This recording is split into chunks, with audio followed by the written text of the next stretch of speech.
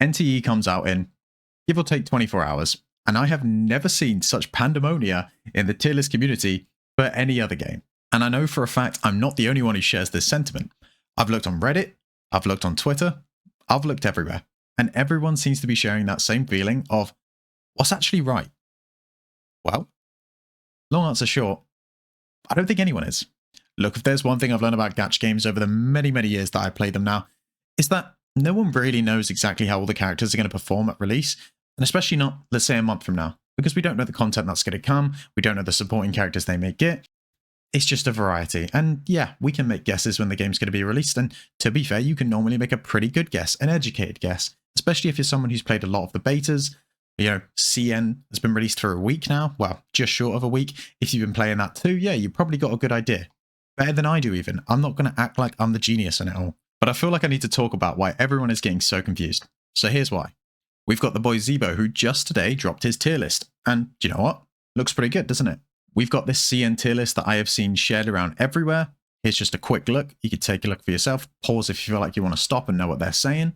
We've even got Pridewin, who have finally dropped their tier list. I know Pridewin is probably the biggest site out there for looking for guides, tier lists, those sorts of things when it comes to gacha games. Yeah, a lot of people come to look at this. And they've just dropped their tier list, not just one, but also a team tier list too. And I gotta say, I like this. I feel like not many other people have done this, and I was waiting for someone to do it and do it well. I myself don't think I had the knowledge to do it, but I had a rough idea of how the characters play, so I'm happy to see someone finally do this because the game is very dependent on the way you build your teams. But I do think it was this CN tier list that sparked off so much controversy. You had everyone speculating why Daffodil and Hathor had dropped so many ranks down when just a month before this, everyone was ranking them as two of the best characters in the game. You had even more of us curious how Jiwan has found herself as the best healer in the game.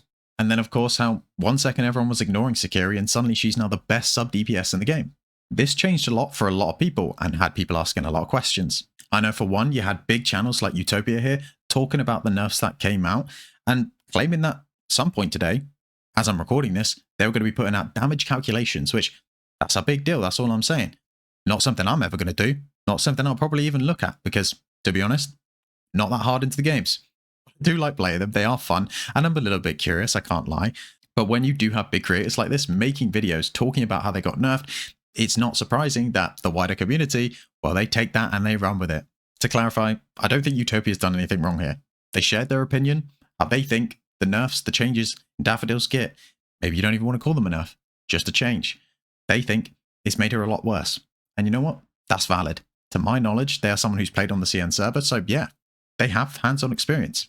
However, then you got the boy Nompon, who is again another player with hours and hours and hours of experience in the beta, and he has been playing the CN version every single day from the release, from what I've seen at least, who disagrees with all the nerfs and thinks the characters are realistically just as good as they once were. Even going as far as to say that he's going to be pulling Hathor, even if she's not that good of a character for combat, just because she gives you access to this hamster ball furniture thing.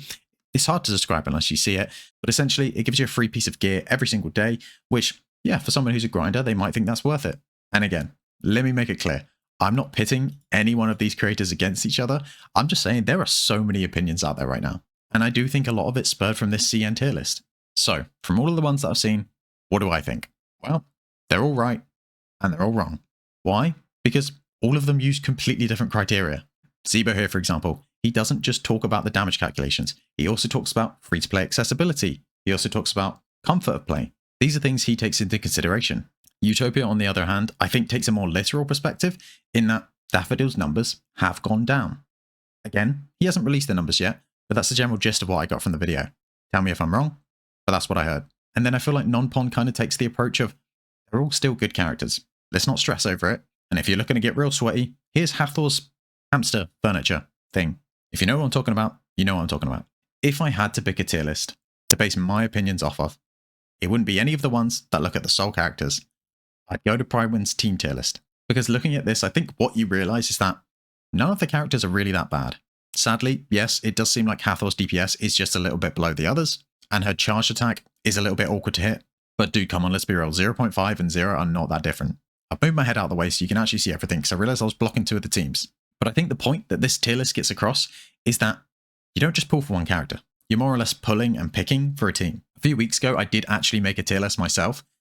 Boy, am I glad I did not release that. But you know one thing I did say, and admittedly, no one else can back me up for this because that is unreleased footage. I did say that Bison is by far the most expensive unit to make work in this game. And that still stands true because all 4 of these are SSR characters that you're going to have to somehow get. And with the pools that we currently know we're getting, assuming you don't get any dupes, you could probably get 3 of these. But 4? That's a bit of a stretch. You might be asking too much. I am really interested to see how Sakuri has actually found herself into way more teams than I originally thought. Honestly, I'm not even really sure why that is, because it wasn't long ago that everyone was saying Adler was the broken free-to-play unit. But if I had to take a guess, it looks like sustain units just aren't really that useful anymore. I'm not going to lie, that seems a bit iffy to me. I feel like surely endgame content is going to require sustain. But Adler is free, so to be fair, if that does become the case, you just replace Sakuri with Adler. Anyway, point in this video isn't to get down into the depths of the team building, the units, who I think's best, because that's how we ended up here in the first place. I think the general gist of what I've understood after watching a lot of videos and looking through a lot of Reddit posts is that all of the characters are actually pretty good. If used in the right ways, if they suit your playstyle, if you get the right team for them. All of the characters also include different quality of life buffs that you might value more than others. Some people aren't going to care about walking up walls within an alley. Some people are going to find that essential. Some people are going to grind the game so hard that they don't need the extra gear from Hathor. Some of you might have jobs and think, yeah, that's actually worth it for me. And listen, I don't think it's wrong to call out people when they're putting misinformation on the internet. However, sometimes we just take information as fact because, well, why would someone lie? Well, sadly, a lot of people do. And you might end up tripping up, and that's fine. You can just come back and say, hey, you know what? Hathor doesn't get interrupted. You know what? The Daffodil debuff actually turned out all right. Now her base damage is better. Break damage isn't as good, but she's fine. She's still the same. Truth is, I don't really know which one of these is right, but one of them is, and it'll be fine. They're still all going to be good characters.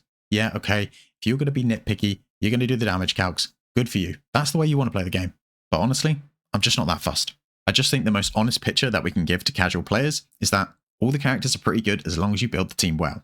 Some of them have quality of life that you, as an individual player, might value more than others. That's great. But no one can decide that for you. You're just going to have to figure it out for yourself. And ultimately, you don't control your RNG either. Unless you're Vulcan and you're going to spend hours and hours and hours rerolling. God bless that guy. Yeah, unless you're him, you don't have that much control over your characters. The 1 or 2 you get, I mean, who knows? Actually, maybe you get 3, maybe you're lucky. But the 1 or 2 you get from the banner, completely randomly, they're what you're going to have to base your account around. And you should probably base your selector off that. So yeah, if you're going to use any tier list, I would recommend this team tier list from Pridewin. I think it's a really good rough idea of how you should be building your teams, and a general idea for you of what characters you want to pull if you have a particular favourite. For example, if Chiz is your favourite, great, she's free. The 2 you want with her, G1 and Hathor. If Bison is your favourite, great. I hope you've got a lot of money. Anyway, I don't think there's much else for me to say. I'll link all of the videos that I've mentioned in the description because I think they're all worth a watch. They all have genuinely valid opinions. Like I said, Utopia is apparently going to be putting up some damage calcs, so if that's something you're interested in, great. Go and watch that video. Support everyone making content on the game, including myself. Like and subscribe, you know? Just thought, yeah, I had to put it in there. It was convenient timing. It just rolled off the tongue, really. Anyway, I just wanted to say something about this, so I hope it made sense. If I didn't, let me know, because sometimes I don't. We're all human. I just hope we all enjoy the game, have crazy luck on the gacha, and I'll see you next time.